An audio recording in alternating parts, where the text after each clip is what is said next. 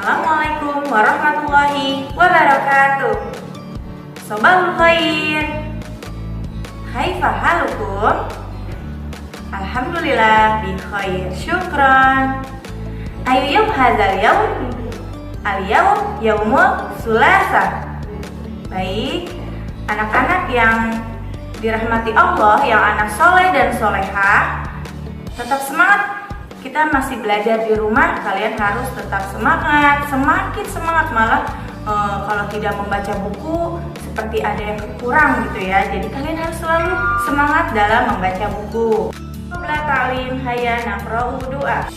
A'udzu billahi minasy syaithanir rajim. Bismillahirrahmanirrahim. Rabbi zidni ilma warzuqni fahma. Rabbi ishrahli sadri wa yassirli amri wahlul 'uqdatam min lisani yafqahu qawli. Amin ya rabbal alamin. Hari ini kita akan masuk ke pembelajaran yaitu tentang sistem pencernaan pada hewan. Makanan hewan berbeda-beda berdasarkan jenisnya. Itu berarti setiap jenis hewan mempunyai sistem pencernaan yang berbeda. Ada beberapa sistem pencernaan hewan yang perlu kita ketahui. Kita simak ya. Yang pertama adalah sistem pencernaan pada insekta atau serangga.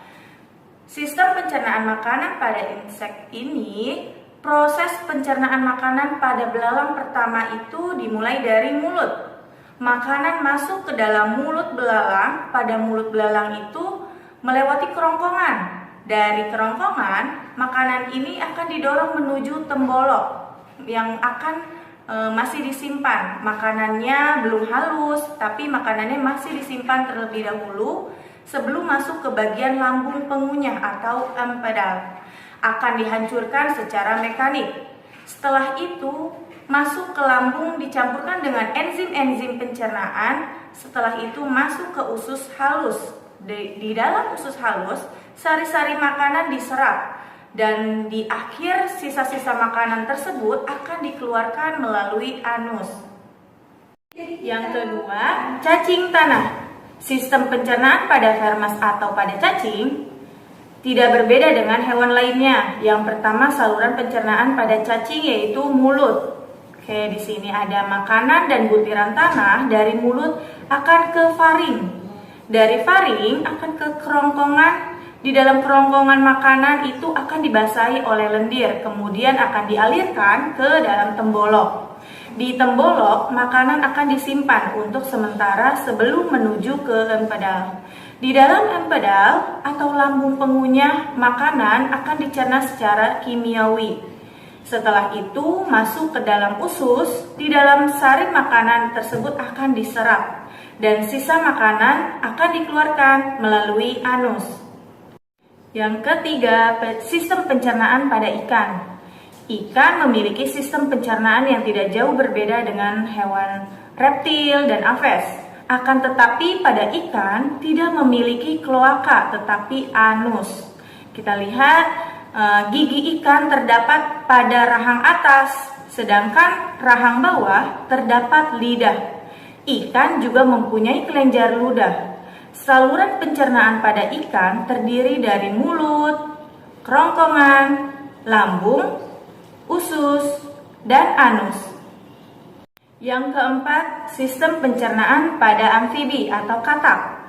Saluran pencernaan pada katak adalah mulut. Katak mempunyai lidah yang sangat panjang dan lengket. Ujung lidah katak dapat menggulung dan berfungsi untuk menangkap mangsanya. Berikutnya adalah kerongkongan atau esofagus, yaitu saluran pendek. Setelah kerongkongan adalah lambung. Dinding lambung pada katak akan meremas-remas makanan sampai hancur dengan bantuan enzim yang dihasilkan lambung. Gerakan ini disebut gerakan peristaltik. Selanjutnya, makanan akan dilanjutkan ke dalam usus. Usus dibagi menjadi dua, ada usus halus dan usus besar. Oke, di sini kita lihat di usus halus terjadi proses penyerapan sari-sari makanan. Sedangkan di usus besar terjadi penyerapan air dan makanan dan pembusukan makanan. Terakhir adalah kloaka. Kloaka adalah sisa-sisa makanan yang akan dikeluarkan. Yang kelima adalah sistem pencernaan pada hewan reptil atau reptilia. Salah satu contoh proses pencernaan di sini adalah pada hewan. Bisa dilihat. Oke, di sini ada sistem pencernaan pada hewan buaya sebagai berikut. Yang pertama adalah mulut. Pada mulut buaya terdapat gigi dan lidah. Selanjutnya, kerongkongan atau esofagus merupakan saluran yang menghubungkan rongga mulut dan lambung. Lambung pada reptilia berguna untuk menampung makanan dan terletak di belakang kerongkongan. Selanjutnya, usus. Di dalam usus terjadi proses pencernaan makanan secara kimiawi dengan bantuan enzim-enzim pencernaan. Usus mempunyai saluran yang bermuara pada kloaka. Dan terakhir adalah kloaka. Kloaka berguna untuk mengeluarkan sisa sari-sari makanan yang tidak diserap oleh tubuh. Yang keenam adalah sistem pencernaan pada aves atau burung. Di sini ada proses pencernaan semua jenis burung memiliki paruh. Paruh alat utama untuk mencari makanan. Sistem pencernaan pada burung adalah mulut menuju ke kerongkongan. Burung memiliki kantung otot di kerongkongan yang disebut tembolok. Fungsi tembolok adalah untuk tempat menyimpan makanan sementara. Tembolok pada burung juga bekerja menghaluskan makanan sebelum masuk ke dalam sistem pencernaan berikutnya, yaitu lambung. Fungsi lambung yaitu untuk menyimpan makanan sekaligus mencerna makanan. Proses sari-sari makanan yang diserap di dalam usus halus dan usus besar. Terakhir adalah kloaka, yaitu sisa-sisa pencernaan yang akan dibuang. Yang terakhir adalah yang ketujuh adalah mamalia. Sapi termasuk golongan ruminansia atau pemamah biak. Apa ya? Ada yang sudah membaca atau sudah tahu? Baik, di sini adalah sekumpulan hewan herbivora yang mempunyai dua sistem pencernaan. Itu artinya dapat mengunyah makanan di dalam mulut tetapi masih kasar dan kemudian ditelan lalu mengeluarkan makanannya kembali ke dalam mulut dan dikunyah. Jadi dua kali dalam mengunyah ya dalam sapi ini. Lanjut ke sistem pencernaan pada sapi berbeda dengan pencernaan hewan lainnya. Sapi mempunyai gigi seri yang dibantu oleh lidah dan dicampur dengan air liur, kemudian masuk ke dalam lambung melalui esofagus atau kerongkongan. Sapi mempunyai lambung yang besar, yaitu ada 4 bagian, diantaranya ada rumen, retikulum, omasum, dan abomasum. Baik, secara rincinya kita perhatikan gambar di samping proses pencernaan pada sapi. Oke, di sini ada rumput yang dikunyah di dalam mulut sapi akan dialirkan ke osapagus atau kerongkongan. Lalu akan dialirkan ke dalam perut besar atau rumen. Di dalam rumen, makanan akan bercampur bakteri yang menghasilkan enzim selulasa yang berfungsi untuk menguraikan selulase. Setelah itu, lambung kedua dari rumen akan dikeluarkan kembali ke mulut atau retikulum. Proses yang terjadi makanan dicerna kembali hingga membentuk gumpalan yang masih kasar. Oke, kita lihat lagi, perhatikan selanjutnya akan masuk ke lambung. Yang ketiga yaitu adalah omasum. Lambung ini makanan akan dihaluskan dengan bantuan enzim dan terjadi penyerapan air. Dan terakhir, lambung yang keempat adalah obamasum. Obamasum adalah perut yang sebenarnya karena terjadi pencernaannya secara kimiawi oleh enzim-enzim pencernaan. Kemudian dari obamasum didorong masuk ke usus halus. Dan selanjutnya sisa makanan keluar melalui anus. Baik.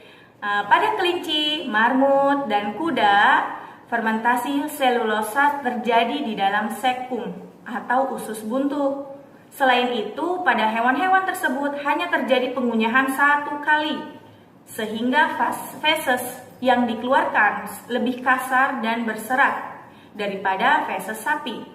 Adapun mamalia selain pemamah biak, yaitu mempunyai organ pencernaan seperti mulut, kerongkongan, lambung, usus halus, rektum, dan anus.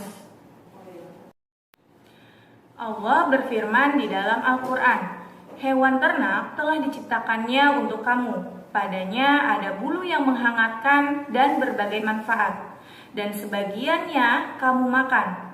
Kamu memperoleh keindahan padanya ketika kamu membawanya kembali ke kandang, dan ketika kamu melepaskannya ke tempat pengembalaan, dan dia mengangkut beban-bebanmu ke suatu negeri yang kamu tidak sanggup mencapainya kecuali dengan susah payah. Sungguh Tuhanmu Maha Pengasih, Maha Penyayang, dan Dia telah menciptakan kuda, bagal, dan keledai untuk kamu tunggangi dan menjadi perhiasan. Allah menciptakan apa yang tidak kamu ketahui.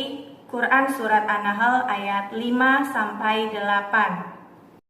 Di dalam ayat ini, Allah menjelaskan beberapa manfaat hewan, baik hewan secara umum maupun hewan satwa peliharaan secara khusus. Daging, susu, kulit, dan bulu hewan ternak boleh dimanfaatkan oleh kita. Islam mengajarkan kita untuk membalas pelayanan yang telah diberikan oleh hewan-hewan ternak itu dengan cara memperlakukannya sebaik mungkin. Tidak diharuskan membantu memenuhi kebutuhan hewan peliharaan seperti memberikan makan yang sehat, memberinya tempat tinggal, dan memberinya istirahat ketika kelelahan mengangkut barang. Baik, materi sudah disampaikan, kalian sudah menyimak. Kalian bisa silahkan dibuka halaman 6. Tetap semangat dalam mengerjakan latihan di rumah. Jika sudah selesai atau masih ada yang mau bertanya, bisa kalian silakan bertanya kepada guru kelas kalian masing-masing. Kita akhiri pembelajaran ini dengan membaca hamdalah dan kafaratul majlis. Alhamdulillahirabbil alamin. Subhanaka Allahumma wa bihamdika asyhadu an la ilaha illa anta astaghfiruka wa atubu ilaik. Wabillahi taufiq wal hidayah. Wassalamualaikum warahmatullahi wabarakatuh.